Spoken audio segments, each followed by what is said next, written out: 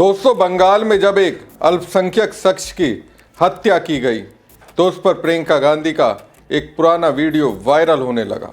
उस वीडियो में प्रियंका गांधी ने जो भारत की बीजेपी सरकार जो हिंदुओं को डराकर उनसे वोट लेती है, लेकिन जब रक्षा करने की बात आती है तो वो वेट एंड वॉच की पॉलिसी पर चलने लगती है, यानी इंतजार करती है कुछ हो ऐसा जिसका राजनीतिक फायदा लिया जा सके। बांग्लादेश के मैटर में भारत सरकार की खामोशी हैरान करने वाली है। नमस्कार दोस्तों, मैं हूं प्रवीण सानी। दोस्तों, मेरा आपसे एक सवाल है कि अगर केंद्र में कांग्रेस की सरकार होती तो क्या बांग्लादेश में अल्पसंख्यकों पे कहर जो ढाया जा रहा है क्या वैसा होता या फिर कुछ और होता? कांग्रेस के शासन में भी तो बांग्लादेश में शेख हसीना की सरकार रही। ऐसा तो है नहीं कि उस वक्त वहाँ भ्रष्टाचार नहीं होगा। शेख हसीना ईमानदारी से अपना काम कर रही होंगी, ऐसी ही तब भी स्थिति होगी, लेकिन विद्रोह वैसा नहीं हुआ। इसकी वजह यह है कि तब अमेरिका बांग्लादेश में अपनी घुसपैठ नहीं कर पा रहा था। कहीं ना कहीं पड़ोसी मुल्कों पर भारत का प्रभाव था। खैर, आज के बांग्लादेश की बात करते हैं, जहां जब से तख्ता पलट हुआ है, जब से भारत ने शेख हसीना को अपने यहाँ शरण दी है, तब से वहाँ हिंदुओं के खिलाफ उत्पात जारी है।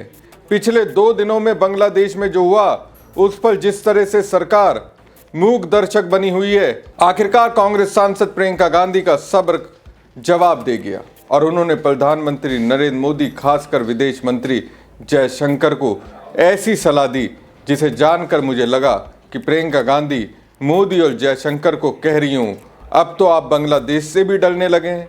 अब मैं ये क्यों कह रहा हूँ उस पर आऊँ, उससे पहले 1 साल पहले सदन में प्रियंका गांधी की ओर से बांग्लादेश पर दी गई वो स्पीच सुना रहा हूँ जो इस वक्त सोशल मीडिया पर तेजी से वायरल हो रही है।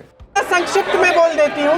पहला मुद्दा ये है कि बांग्लादेश में जो अल्पसंख्यकों के साथ, जो हिंदुओं और ईसाइयों के साथ अत्याचार हो रहा है, उसके खिलाफ इस सरकार को आवाज उठानी चाहिए।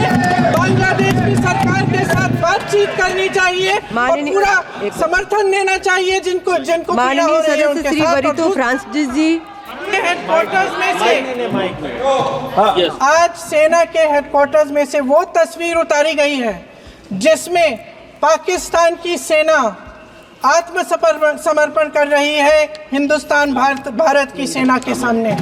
अब प्रियंका गांधी की ओर से सदन में दी गई स्पीच को वायरल कर सोशल मीडिया यूजर ये कह रहे हैं, 1 साल पहले प्रियंका गांधी ने बांग्लादेश में हिंदुओं पर हो रहे अत्याचारों के खिलाफ आवाज उठाई थी, लेकिन हिंदू खतरे में है। पार्टी ने कुछ नहीं किया, मोदी ने कुछ नहीं किया, आरएसएस ने कुछ नहीं किया। अगर राहुल गांधी प्रधानमंत्री होते तो वो बांग्लादेश को फिर से तोड़ देते, ऐसा दावा हो रहा है। लेकिन इस दावे से इतर बात दोस्तों प्रियंका गांधी की संवेदनशीलता की। आपको याद होगा प्रियंका गांधी फिलिस्तीन की बर्बरता के खिलाफ मुखर रही हैं।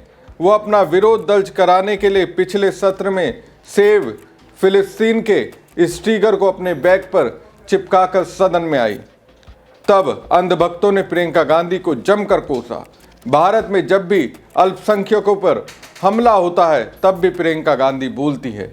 इसे अंधभक्त और बीजेपी आईटी सेल के गुर्गे मुस्लिम प्रेम बताने से नहीं हिचकते हैं। असल में ये प्रेम से ऊपर प्रियंका गांधी की संवेदनशीलता है, जो ये मानकर चलती हैं बहुसंख्यकों के बीच अल्पसंख्यकों की मौजूदगी को सुरक्षित करना सरकार का दायित्व है।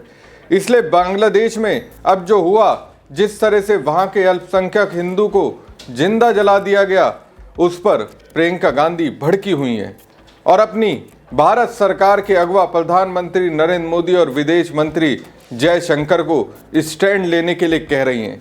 प्रियंका गांधी ने एक्स पर पोस्ट करते हुए लिखा, बांग्लादेश में हिंदू युवक दीपू चंद्र दास की भीड़ द्वारा बर्बरतापूर्ण हत्या का समाचार अत्यंत चिंताजनक है। किसी भी सभ्य समाज में धर्म, जाति, पहचान आदि के आधार पर भेदभाव, हिंसा और हत्या मानवता के खिलाफ अपराध है। भारत सरकार को पड़ोसी देश में हिंदू, ईसाई और बौद्ध अल्पसंख्यकों के खिलाफ बढ़ती हिंसा का संज्ञान लेना चाहिए और बांग्लादेश सरकार के समकक्ष उनकी सुरक्षा का मुद्दा मजबूती से उठाना चाहिए। जाहिर सी बात है, सरकार उस तरह से संज्ञान नहीं ले रही है जिस तरह से लेना चाहिए। लुंज पुंज वाली स्थिति प्रियंका को दिखी होगी, तभी तो प्रियंका को एक्स पर पोस्ट करके मोदी से कहना पड़ा है अल्पसंख्यकों की सुरक्षा का मुद्दा मजबूती के साथ बांग्लादेश की यूनस सरकार के सामने उठाइए। पूर्व मुख्यमंत्री अशोक गहलोत ने इसी मुद्दे पर एक्स पर पोस्ट करते हुए लिखा, बांग्लादेश में पुनः भड़की हिंसा और वहां हिंदू अल्पसंख्यकों को निशाना बनाए जाने की घटनाएं अत्यंत चिंताजनक और निंदनीय है। आश्चर्य है कि भारत सरकार इस संवेदनशील मुद्दे पर लंबे समय से मूक दर्शक बनी हुई है। केंद्र की चुप्पी वहां भारत विरोधी बाहरी ताकतों को और बढ़ावा दे रही है। केंद्र सरकार से आग्रह है कि वो वेट एंड वॉच की नीति छोड़े और अविलंब कूटनीतिक स्तर पर हस्तक्षेप कर वहां रहने वाले अल्पसंख्यकों की सुरक्षा सुनिश्चित करें। बांग्लादेश के अंदर इस तरह का विरोध मैंने तो अपनी जिंदगी में अब से पहले नहीं देखा था। ये वीडियो देखिए।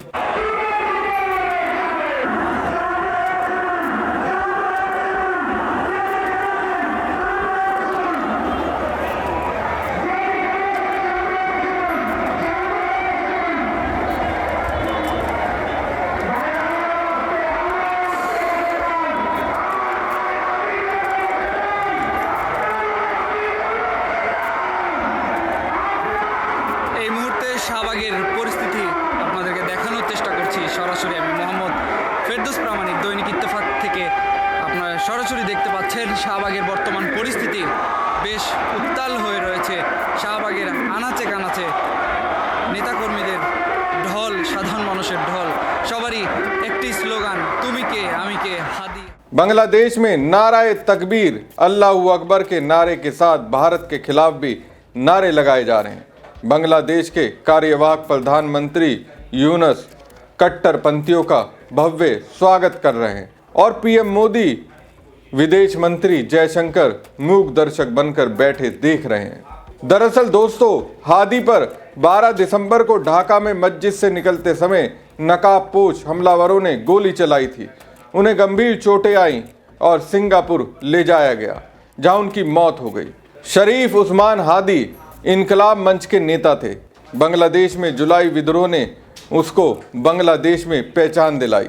अब जैसे ही हादी की सिंगापुर में इलाज के दौरान मौत की खबर फैलती, ढाका सहित कई शहरों में प्रदर्शनकारियों ने हिंसा शुरू कर दी। प्रदर्शनकारियों ने प्रमुख अखबार प्रथम आलो और डेली स्टार के दफ्तरों में तोड़फोड़ की और आग लगा दी। डेली स्टार की रिपोर्टर जायमा इस्लाम सहित कम से कम 25 पत्रकारों को इमारत से बचाया गया। एक रिपोर्टर ने सोशल मीडिया पर लिखा कि धुएं से सांस लेना मुश्किल हो गया था। भारतीय दूतावास पर पथराव की खबरें भी हैं। प्रदर्शनकारियों ने भारत विरोधी और अवामी लीग विरोधी नारे लगाए। ढाका में भारतीय उप उच्चायुक्त के आवास को भी घेरा गया। भारत ने सुरक्षा चिंताओं के कारण खुलना और राजशाही में वीजा केंद्र बंद कर दिए। कुल मिलाकर बांग्लादेश की स्थिति खराब है और हमारी सरकार वेट एंड वॉच की पॉलिसी को अपनाई हुई है, जिसे जगाने का काम प्रियंका गांधी ने किया। हमारी खबर आपको कैसी लगी कमेंट बॉक्स में कमेंट करके जरूर बताएं। साथ ही पेज को ज़्यादा से ज़्यादा लाइक और शेयर कीजिएगा। धन्यवाद।